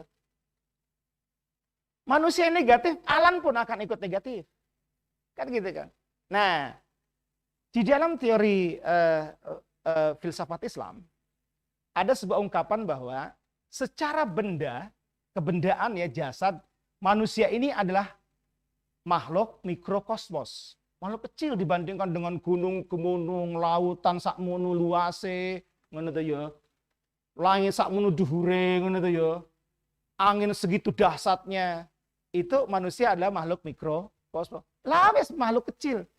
Tetapi secara zati ya, secara zat, manusia adalah makhluk makrokosmos, makhluk alam ini luar biasa. Alam inilah kecil bagi diri kita.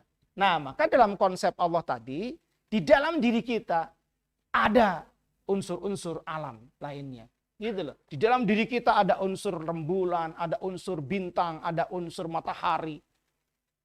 Tadi saya kemukakan, dalam diri kita ada unsur tanah, air, angin, api. Kan gitu kan?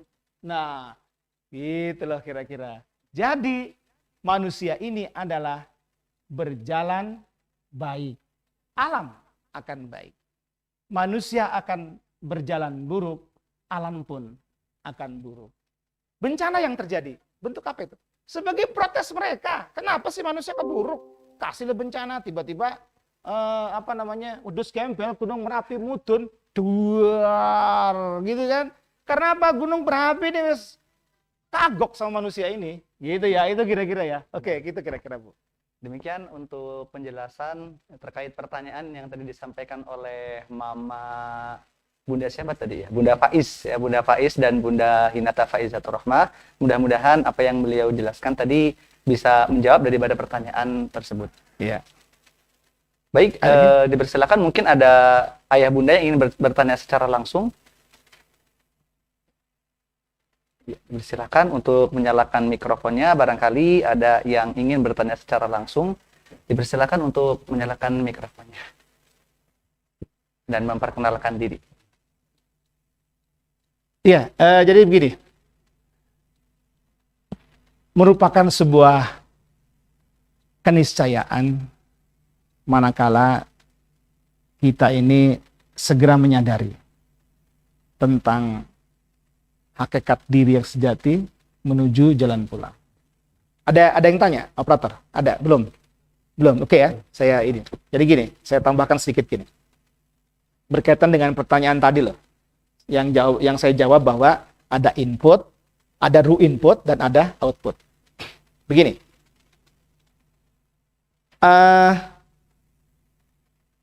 Manusia itu lahir, ya. Contoh misalnya gini, kalau di balap mobil itu apa namanya? Track ya, track ya, track gitu kan. Ini umpama track nih. Tolong di shoot ini, Ini track. Tolong kameramen di shoot yang dekat, ya. Ini track nih. Ini titik hitam ini adalah masa kelahiran, ya. Kita lahir nih, tes gitu. Dan dari ujung sini ke atas itu adalah pralahir di alam rahim ya. Nah, kita menemukan kesadarannya di titik mana?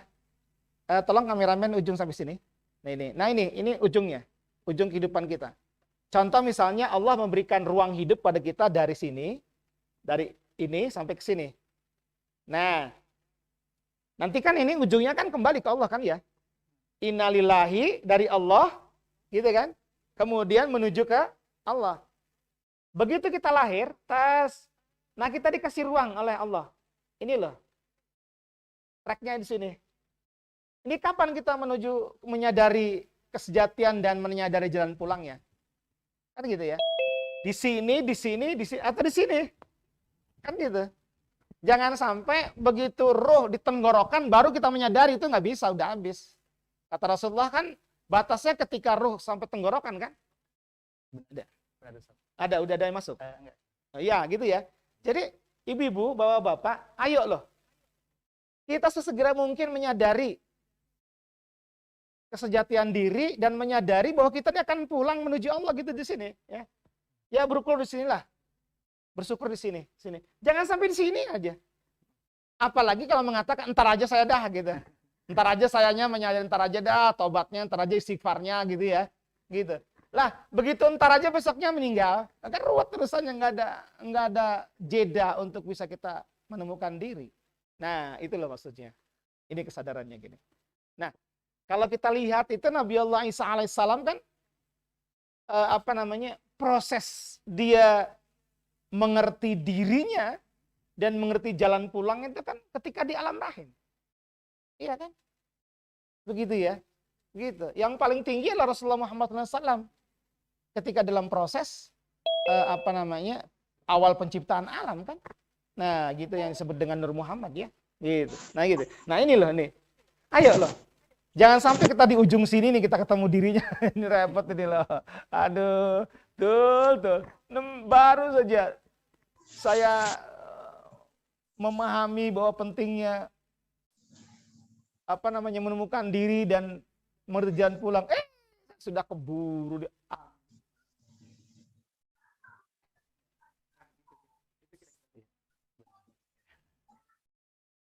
Ya, ini Ustaz ada satu pertanyaan masuk ke WA pribadi saya nih Ustaz. Oh, iya. Mungkin beliau punya nomor saya ini Ustaz. Oh, ya. Datangnya dari wali murid Ustaz atas nama, kalau di sini 2A Dara namanya Ustaz. Ada Dara ya. Jadi nama anaknya Dara Az-Zahra Ustaz kelas 2. Ya, beliau bertanya ya. Assalamualaikum warahmatullahi wabarakatuh Ustaz. Di sini saya akan bertanya ya, bagaimana untuk memupuk kecintaan kita terhadap persiapan untuk menuju akhirat dan mengikis daripada kecintaan kita kepada dunia. Pertama, konsepnya harus digunakan. Izin Ustadz, tidak kedengaran suaranya. Al-Quran yang memberikan penjelasan secara detail tentang ini. Cara praktisnya, ditanyakan cara praktis. Tidak cuma itu. Tadi kan begitu ya konsepnya. Iya benar. Dia kan tadi ibu tadi menanyakan praktisnya. Praktisnya benar. Bagaimana? Ya udah, kita laksanakan perintah surat Hud ayat 3. Wa in istaghfiru rabbakum tsumma tubu ilaihi. Dan surat Al-Baqarah ayat 152. Fadkuruni azkurukum washkuruni wala takfurun. Ya kan, washkuruni bersyukur kepada Allah selalu wala takfurun dan jangan menutup-nutupi. keterlibatan dalam hidup kita kan gitu kan. Nah, itu Allah sesuai dengan bunyi konsep ayat ini bahwa dengan cara beristighfar itu Allah akan berikan kenikmatan kepada kita. Kenikmatan itu macam-macam, di antaranya adalah kenikmatan kita bisa menemukan kesadaran diri kan. Nah, beruntung sekali saya mungkin ibu juga lahir dari kampung yang super sekali. Saya ingat ketika saya kecil, yang diajarkan oleh orang tua adalah konsep tentang sangkantara. Gitu ya. Sangkantara. Ya, walaupun pengertian secara mendalamnya setelah saya dewasa kan gitu. Tapi memang di kampung kan diajarin begitu. Orang tua kampung mengajari kita untuk menanamkan tentang sangkantara. Apa sangkantara itu? Mengerti asal dan kembali itu sangkantara. Nah, itu kira-kira ya. Itu kira-kira. Ya. Ada yang lain? Ya, demikian Bunda Dara untuk jawabannya. Mudah-mudahan dapat menjawab daripada pertanyaan tadi. Kemudian alhamdulillah Ustaz, ada satu lagi pertanyaan ini yang masuk melalui kolom chat Zoom dari Ibu Fitri Anissa. Ibu Fitri Anissa, Ustaz, sebenarnya untuk konsep memaafkan yang sesungguhnya, yang seikhlasnya, agar kita tidak terjerembab atas kata kemunafikan, bagaimana bila memaafkan tapi hati kita masih sulit? Gimana caranya supaya kita bisa menuju jalan pulang yang baik jika seperti ini? Ya, oke, benar. Jadi yang diajarkan di dalam Al-Quran itu adalah garis gitu ya. Garis lurus ya. Atau jadi gini, maksudnya gini. Ada kesatuan kata antara hati dengan mulut, antara rohani dengan ganti dulu ya. Sebentar Ibu, kesalahan teknis ini. Kesalahan bukan pada pesawat TV Anda. Ya, saya ulangi lagi. Yang diajarkan oleh Al-Quran adalah kesesuaian, kesearahan antara hati, pikiran, dan raga. Nah, begitu. Nah, agar bisa begitu bagaimana? Ya nggak ada lagi. Konsepnya tadi loh, inputnya harus Allah, inputnya harus Allah, outputnya harus sesuai dengan Allah, kan gitu. Maka kemudian gejolak problematika kehidupan yang kita hadapi adalah wa nafsi wa ma sawaha fa alhamaha fujuraha wa taqwaha. Kita ini harus mengiyakan yang mana?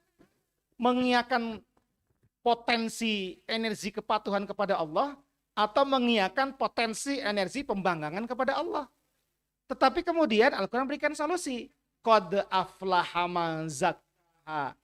Beruntunglah bagi orang-orang yang mensucikan dirinya. Artinya raganya suci, rohaninya suci. Gitu. Wa qad khaba man dassaha. Merugilah orang-orang yang mengotorinya. Mengotorinya di sini adalah ketidaksearahan antara hati dengan mulut, itu mengotori loh. Mengotori itu. Maka kemudian di dalam konsep ilmu kaji diri, manusia itu kan ada empat juga anasirnya. Ada tubuh, ada hati, ada nyawa, ada ruh. Semuanya ini adalah dalam satu rangkaian. Nggak bisa dipisah-pisah. Nah itu.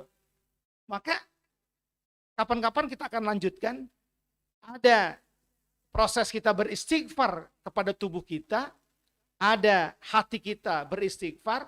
Ada nyawa kita beristighfar. Ada ruh kita juga beristighfar. Sejati diri juga beristighfar. Kan begitu. Nah gitu loh. Gitu. Jadi ada kesearahan ya. Antara raga dengan rohani. Nah begitu. Itu termasuk qad aflaha man zakkaha. Gitu ya, luasannya dari ayat itu seperti itu kira-kira. Gitu. Nah, kemudian ikhlas itu adalah sebuah energi bukan usaha kita. Tapi pemberian Allah. Menurut saya loh ya. Karena apa? bisa mengukur kok keikhlasan itu. Nggak bisa mengukur.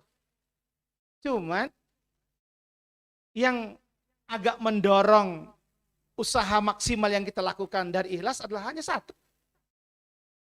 Pemahaman dan pelaksanaan konsep innalillahi wa inna ilaihi raji'un, sudah itu aja. Maka ada juga seorang guru guru tasawuf yang memberikan satu konsep bahwa ketika kita beramal, ya, yang ketika kita memberi atau bersedekah gitu, udah aja innalillahi wa inna ilaihi raji'un gitu ya. Gitu. Nah, itu kira-kira ya. Ini dari Allah, kembali kepada Allah. Sesungguhnya harta kita itu memang milik kita. Enggak, semuanya milik Allah. Enggak ada yang milik kita, enggak ada. Kita ini bukan owner. Ya.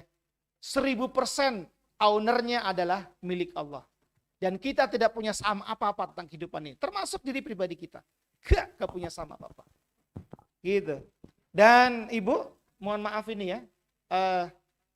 Kalau pengen, ya artinya gini, pengen belajar berusaha ikhlas, enggak ada lagi. Harus banyak bergaul dengan guru Darul Fudola. Oh, iya kan? Gitu. Darul Fudola. Ada pertanyaan masuk? Ada. Chat. Oke, sip, kira-kira. Baik, demikian tadi jawaban untuk pertanyaan dari Ibu Fitri. Mudah-mudahan dapat menjawab daripada pertanyaan yang tadi disampaikan. Baik, untuk pertanyaan selanjutnya ada juga melalui kolom chat Zoom dari Abu Sofiyah. Abu Sofiyah. Iya. Assalamualaikum warahmatullahi wabarakatuh, Kiai. Izin bertanya, bagaimana tips-tips bagi ayah bunda maupun guru dalam mendidik anak agar mereka dapat mengenal jati dirinya yang sesungguhnya dalam mengenal Tuhannya dan tujuan hidupnya. Iya. Sukses untuk SD Darul Fudola. Amin. Oke, sip. Keren sekali. Beruntunglah ayah dan bunda menyekolahkan putra-putrinya di SD Darul Fudola. Beruntung. Karena apa? Sesungguhnya bapak, ibu, ayah, bunda sedang mengarahkan anak-anaknya untuk mengerti jalan pulang. Innalillahi wa inna ilaihi raji'un. Gitu loh. Coba Bu. Ustaz Fahmi, coba kasih saya penjelasan. Setiap aktivitas awal yang dilakukan oleh murid ketika masuk sekolah itu apa? Pertama, pasti murid datang ke sekolah dengan bermusafahah kepada gurunya. Iya. Kemudian jam pertama mereka melakukan sholat duha. Iya. Kemudian tadarus. Oke, cukup. Coba tuh. Duha dan tadarus itu kan sebagai sebuah proses. Bahwa awalilah siangmu dengan duha. Wasyamsi wa duhaha. Itu kan satu frame itu. Nah, itu kan. Jadi bersyukur ibu-ibu, ya Allah, bersyukur sekali. Yang anak-anaknya sekolah di SD Darul Fudola ya. Artinya anak-anak putra-putri ibu sedang dididik ilmu dasar. Konsep dasar. Basic yang sangat dibutuhkan dalam hidup. Yaitu apa? Ilmu tentang innalillahi wa inna ilaihi raji'un. Saya perlebar sedikit frame-nya dari ayat ini. Itu kan surat Al-Baqarah ya, kalau nggak salah 156 apa 5 itu. Ini yang paling hafal itu Ustaz Rahmat itu. Ini hafal betul dia. Itu hafal betul. Dan jangan disangka ya, itu Pariki ini juga hafid itu. Dalam sebuah kesempatan. Jadi gini, oke gini. Idza asabatum musibah, kan gitu ya. Ayatnya kan? Idza asabatum musibah. Qalu innalillahi wa inna rajiun. Itu Al-Baqarah. Jadi musibah di sini sementara kita mengartikan kehilangan, kedukaan, bencana, hal-hal yang menderita negatif yang bikin rugi lah itu musibah. Padahal enggak. Musibah itu kullu hal 'alan nas. Apa tuh? Setiap keadaan yang dialami oleh manusia itu musibah. Konteksnya dengan surat Al-Kahfi. Inna ja'alna ma'al ardi zinatan laha linabluwahum ayyuhum ahsanu amala. Wa inna laja'iluna ma'alaiha so'ida juruza. Nah, kan itu lah kira-kira konsep Quran begitu. Nah, gitu ya. Gitu, itu kira-kira.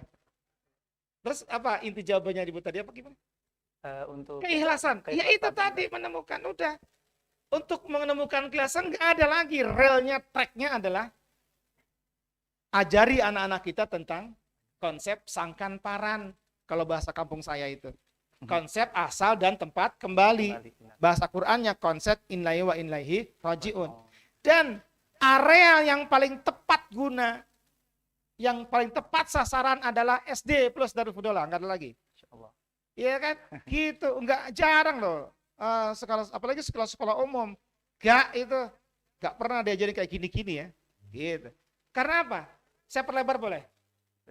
Karena guru-guru Darul Fudollah, baik bapak dan ibunya, adalah guru-guru yang diwarnai dengan kebahagiaan. Masya Allah. Nggak ada guru Darul Fudollah yang menderita. Contoh misalnya Ustadz Fahmi nih. Ini kan senyum tertawa kan itu ya. Sebetulnya kan nggak punya duit. Iya kan gitu. Iya kan gitu. Tetapi karena diwarnai dengan keyakinan ilahiyah tadi, konsep tadi, dan nggak hidup dalam kepalsuan kan, tapi dalam keabadian kan ya. Kondisi itu kan dia yang penting saya beserta Allah Kak. Nah gitu kira-kira. Sehingga bahagia. Wes guru-guru Darul Fudollah bahagia kabeh, kau nu sing sengsara. Gitu ya. Gitu. Oke gitu. Meskipun dunianya kurang gitu. Iya meskipun dunianya kurang. Wes gak paten no. Gak tuwe mobil nggak paten, tapi ya masa satu aja nggak punya kan gitu. Benar sekali. Gitu ya. Itu kira-kira Ibu semua. Ada lagi? Baik Ustadz, ini mungkin pertanyaan terakhir karena Iya. memang waktunya juga kita terbatas. Iya, oke. Sebuah pertanyaan yang datang melalui atau dari Ibu Cici Suciarti, Ustadz. Iya. Ibu Cici Suciarti, beliau bertanya, Assalamualaikum warahmatullahi wabarakatuh Kiai. Izin bertanya, mungkin kita Ustadz. Kita sudah menyadari bahwa kita akan pulang. Bagaimanakah tips-tipsnya supaya untuk menghindari godaan duniawi saat akan beribadah? Contoh godaannya ngantuk, lelah dan sebagainya. Oh iya, ngantuk manusiawi. Ngantuk manusiawi, lelah juga manusiawi. Jadi yang yang dinilai oleh Allah itu kan bukan ending, tapi proses. Kan gitu kan? Prosesnya. Di dunia pendidikan juga kan gitu kan? Yang dinilai adalah prosesnya. Kan gitu kan? Kalau nilai akhir kan nanti kumulatif dari situ. Nah, jadi yang harus kita lakukan adalah terus menerus usaha berdekatan-dekatan dengan Allah. Terus berusaha melakukan ibadah sebaik mungkin sesuai dengan nilai optimal kita. Jadi kita ini nggak usah mencapai maksimal lah, jangan berharap maksimal, optimal yang harus kita lakukan. Kan gitu ya. Karena maksimal itu kan nggak terbatas. Optimal kan menunjukkan pada jenis usaha kita ya. Ya Allah, aku udah optimal ini. Udah benar gitu ya. Wes mau sholat, minum kopi 2 gelas gitu. Loh kok ngantuk gitu. Ya terus kan gitu. Berarti apa? Ada sebuah proses mengganjal. Nah, disitulah kita harus melakukan proses perenungan. Gitu. Melakukan proses perenungan. Saya kasih analog tentang ini. Melalui lagu. Dulu di kampung saya diajari tentang lagu jaranan namanya. Jaranan, jaranan, jarane, jaran pedi. Sing numpak doro bei, sing ngiring poro mantri. Cek cek nong, cek cek nong, cek cek nong, cek cek gong. Nah. Bunyi terakhir itu dari apa? Nong apa gong? Bunyi terakhir yang diajarkan orang tua kita adalah gong. Gong itu apa? Gong itu kan sunyi, hening, kesunyian, kesejatian. Jadi prosesnya terus saja Anda dari bunyi-bunyi yang hingar-bingar itu terus konstan dan kontinu berusaha. Gitu, jangan lelah-lelah kemudian pasrahkan kepada Allah. Insya Allah kok Allah nggak pelit. Enggak, Allah nggak pelit. Gitu Bu. Contoh misalnya gini, kita husu. Sholat subuh 2 rakaat. 2 rakaatnya nggak husu. Apa kemudian nggak diapresiasi? Diapresiasi. Diapresiasi. Maka kemudian dalam Islam itu ada 3 konsep. Ada benar, iya betul. Ada baik, ada benar, ada indah. Baik itu dari niatnya. Ya kan? Benar itu dari prosesnya, SOP-nya. SOP-nya ya, standar operasional prosedurnya, syariatnya benar. Dan indah itu adalah ujungnya. Gitu ya. Kalau misalnya kita sudah baik, gitu ya. Terus melakukan tindakannya sesuai dengan kaidah, insya Allah. Sekarang kita tidak berikan khusyuk, ya besok-besok insya Allah akan berikan khusyuk. Khusyuk itu kalau bukan usaha manusia kok. Khusyuk itu pemberian, gitu. Gak bisa manusia usaha untuk khusyuk enggak, gitu. Nah, begitu ya, gitu. Kira-kira. Baik, alhamdulillah tidak ada lagi pertanyaan yang masuk pada kali ini. Maka dengan ini saya akhiri sesi tanya jawab pada kajian kita hari ini. Alhamdulillah tadi semua pertanyaan ya, baik yang melalui kolom via Zoom ataupun via YouTube tadi sudah dijawab dengan sangat baik, sudah dijawab dengan sangat jelas dan sudah dijelaskan dengan sejelas-jelasnya oleh beliau. Baik, sebelumnya hadirin rahimakumullah, sebelum kita akhiri kajian kita hari ini, kami mohonkan dengan sangat kepada beliau untuk memberikan closing statement ataupun kalimat penutup untuk kajian kita pada hari ini. Baik. Tafadhol ya Ustaz. Ya. Setelah acara ini, ibu-ibu, bapak-bapak, silakan buka surat Asy-Syams. Di situ ada sebuah konsep energi kehidupan yang sangat dahsyat apabila kita baca, kita selami, kita renungkan. Wa nafsi wa ma sawwaha fa alhamaha fujuraha wa taqwaha qad aflaha man zakkaha wa qad khaba man dassaha. Itu. Terima kasih. Masya Allah. Ya. Demikian tadi untuk closing statement ataupun kalimat penutup dari guru kita yaitu Dr. Andes Hilmi pada kesempatan kali ini sekaligus menutup kajian kita pada hari ini. Sebelumnya kita doakan guru kita, beliau mudah-mudahan beliau diberikan panjang umur, sehat walafiat, Amin. untuk dapat terus menyebarkan dakwah Islam di seluruh penjuru dunia ini. Amin. Baiklah, sebelum pamit undur diri, saya beserta Baik, sebelum saya pamit undur diri, saya beserta seluruh yang bertugas pada acara ini mengucapkan ribuan terima kasih, ya, banyak terima kasih kepada hadirin, ayah bunda yang sudah mengikuti kegiatan kajian kita pada hari ini. Mudah-mudahan kegiatan kita pada hari ini senantiasa mendapat keberkahan dan keridhaan dari Allah Subhanahu wa taala. Iya. Ustaz, saya juga mohon maaf yang sebesar-besarnya atas segala kekurangan-kekurangan pada kesempatan ini. Terima kasih. Baik, nantikan kajian Ramadan kita yang selanjutnya yaitu pada hari Sabtu depan tanggal 1 Mei 2021 yang insya Allah akan diisi oleh guru kita juga yang merupakan salah satu guru Darul Fudola yaitu Ustadz Raqib Alvin dengan tema yang nanti akan disampaikan di waktu yang akan datang. Baik, saya pribadi mohon maaf jika selama 2 acara ini saya mempunyai banyak kekurangan, saya melakukan banyak kekurangan dan kehilafan, baik itu ucapan atau perbuatan.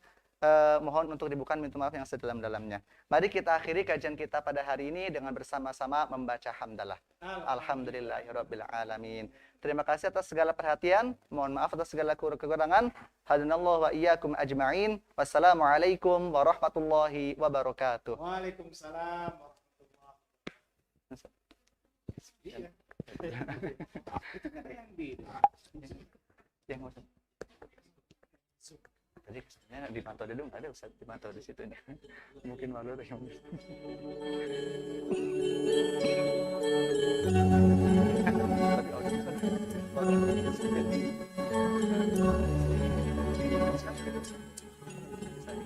tadi juga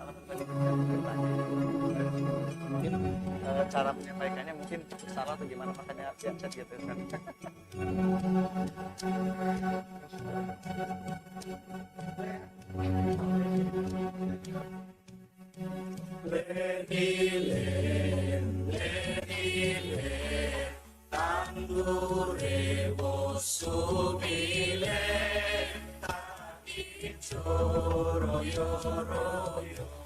Tak sanggup